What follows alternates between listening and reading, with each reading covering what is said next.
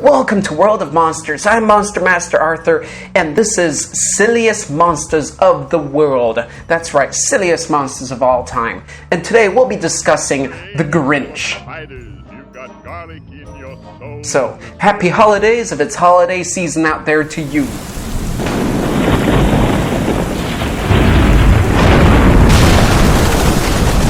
The Grinch lives on the outskirts of Whoville, on top of a very steep, tall mountain. Very steep and tall, meaning very hard to get to his cave atop of it, which is the way he likes it. You see, the Grinch is actually a Who. Yes, he's one of the Who people. He got delivered just like any other baby in this world, but he was different. He was like the ugly duckling, but he never grew up to be that beautiful swan or handsome Who. He grew up to be a big, hairy, ugly toad of a creature. He was ugly ever since birth. Was he evil? I would say not completely. He was a prankster, but he wasn't downright black-hearted evil. You see, the problem came when he did try to fit in, and he tried to be cool, and he tried to be handsome as a child.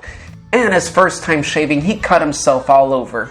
All the kids laughed at him, well, all except for the one that had a crush on him, that is. And this drove him out. Being picked on and laughed at his entire life was just too much at this point, and he needed to get out of there.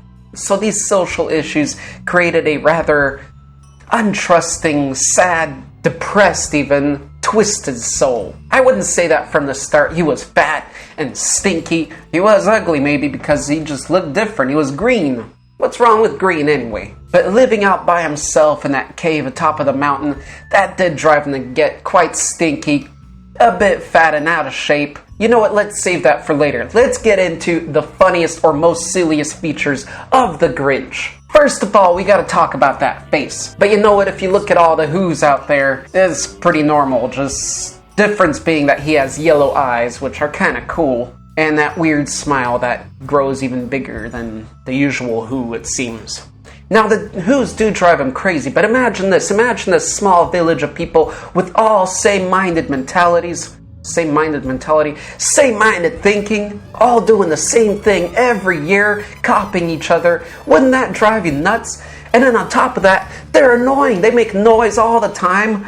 They're sickeningly cheerful. I mean, there's nothing wrong with happiness and being cheerful, but these creatures are darn annoying. They should be listed as maybe the silliest monster here. But really, I don't think they deserve it, because let's check this out. The Grinch is a bit overweight, which is funny. He's weak. I mean, he's got a twisted soul. Anybody that's that lonely and depressed, they're gonna get weak. You need some kind of enthusiasm to get your body up and in shape and healthy, and he just doesn't have it. So he's a weak, kind of dwindling little soul. His heart is tiny, and it's just getting smaller. He's got huge feet, and look at his fingers. Yeah, he's got these long hairs on his fingers, but you know what's even odder about him? They're sharp and they're strong. We see a couple times him ripping at something with those nails, or fur, or whatever is at the tip of those things. Maybe they're little blades at the tip of his fingers. Ooh, that's not so silly anymore, is it? Anyway, he likes to spend his time alone, which drives him a little bit nuts at times. He's got one friend, well, sort of. It's more of a servant pet, but it's loyal as any dog would be. Usefulness. In my notes, I have a section called Usefulness for these videos. What is the usefulness of this creature? To show just how silly it really is. Well, let me tell you this. The Grinch is not a fool. Take a look at his gadgets. Take a look at all that stuff, all that kind of steam and clockwork action he's got going on in his cave.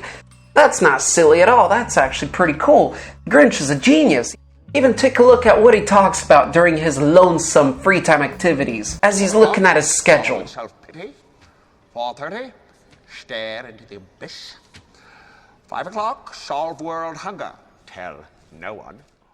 You see, he actually has the potential to solve world issues, but he chooses not to tell anybody about them. That was pretty hilarious, and that is quite evil, but quite genius as well. So does he have a usefulness? If he so chose to. So anyway, being out of shape, being green, being ugly, being kind of silly and arrogant, and all the other features and attributes society can create in you when it pushes you out with its crazy self. I'm smarter.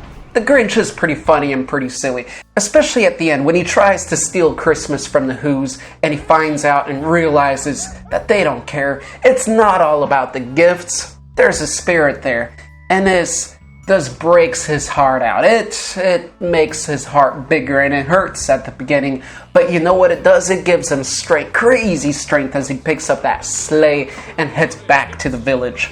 So yeah, he's weak, but ever since his new awareness, he's changed and he's a new Grinch. And I think he's actually even more silly now, because if you look at him before, he was kind of fun. Now if you look at him, I don't know, is he going to continue to be a prankster, or is he just going to start being like the other Who's? I don't think he'll ever completely fit in, but if he does develop a likeness to them, I think he'll build some kind of house outside of the village. And he'll probably get married too, as you know. Maybe even become a new mayor. The mayor is actually worse than the Grinch. Of a Christmas shade. Hope you enjoyed this episode, and let me know if you think the Grinch really deserves to be on the great and famous wall of the most silliest monsters of all time. Kids today, so desensitized by movies and television.